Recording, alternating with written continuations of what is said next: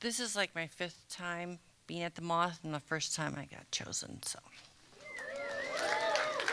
um, I'm a member of the Church of Bruce Springsteen, and as such, I go see him a lot. It started a long time ago when I was in high school, and then when the internets were invented, it got kind of out of hand. In he was on hiatus for a while, and then in 1999, he and the band got back together for a reunion tour, and they were in Europe, and then they came back to New Jersey, and there was 15 nights sold out in the Meadowlands, and I was only able to see 10, but it was great. Um, that tour continued. I think I only saw 22 more shows on that tour, but luckily 9/11 happened, and The Rising came out. There was another tour right away, and I had this kind of job where my boss was there but not there, and so I would just put every show on the tour on the shared calendar, and say I'll be in Raleigh, I'll be in wherever. And then when I was there at actual work, it's like, oh, I thought you were supposed to be in Houston. I'm like, yeah, I couldn't make that show. So everybody thought it was like good of me to be at work when there was a show. And I trained everybody. So anyway, my whole thing was I never really wanted to meet him. I wasn't the kind of gal who would show up with something for him to sign with a Sharpie, or like the really nasty people who like flash a boob and have "Sign my boob" with the Sharpie and then go run off to the tattoo parlor. I've seen it. It's not pretty. And I didn't really want to meet him. I wanted to know him. I wanted to.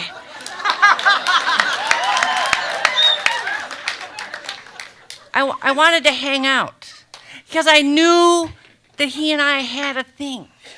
We had a thing, right? And I also want to tell you that in the Bruce Springsteen community, I'm like a 2 on the fucking Richter scale of nut job when it comes to my relationship with this man. We love each other, but he knows I exist, in concept. I don't need him to see me and know me. I don't want him to have to mispronounce my name, which is Marya, not Myra, not Mayra. Anyway, no biggie. I'm cool with that. So I finally got the chance in 2004. His wife, Patti Scalfa, had an album out. She has her own career. She's awesome.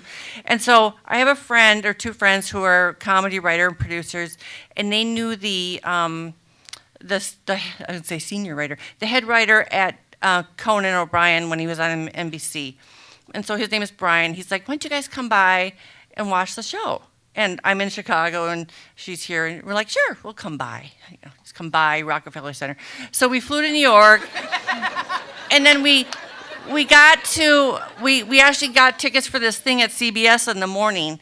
And she was like a guest on the morning show, which is weird to have like this full band thing on the CBS morning show, even though I don't watch it. I think that seemed odd. But we were the audience. And so we get to the studio, and we're walking down this hallway, and I see Bruce, and my knees are like this.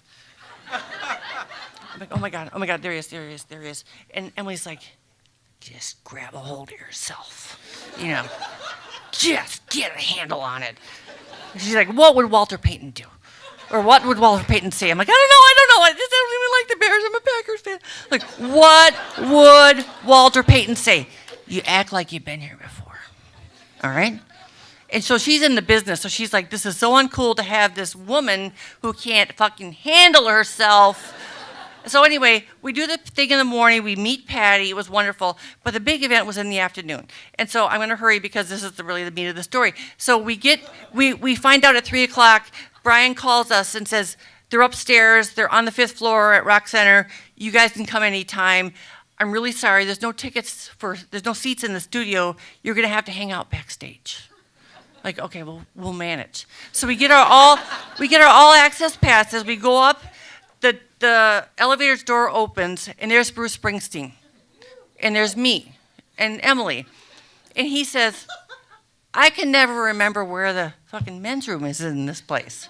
And I'm like, I think it's under the sign that says men's room. Doing my best David Sedaris. I think it's under the sign that says men's room. And Emily's like, don't talk to him. I'm like, Emily, here's a note. Act like you've been here before. So we go and we walk through this gauntlet of chairs. We pretend to look for Brian, our host. We sit down. There's his manager, John Landau, and his other manager, Barbara Carr. Patty comes out. She shows us these sparkly tank tops. Which one should I wear? She's showing us. I'm like, I think you have one on the left. I think that's a good one. We have conversations with everybody. She had half the E3 band there with her as her band. We're high-fiving each other. Finally, she goes into the studio. They go out on stage, and those of us who are still left backstage gather in front of this terminal, what do I mean? Monitor, thank you. It's actually a TV, but it's on the wall, so we call it a monitor.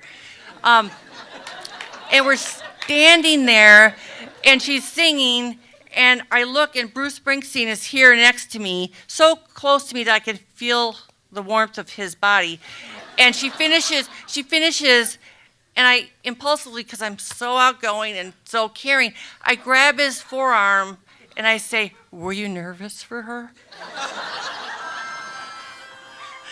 And he looks, he goes, I really was, but she did great. How do you think she did? I said, I think she did great. Can I tell people we met? And he goes, yeah. Thank you.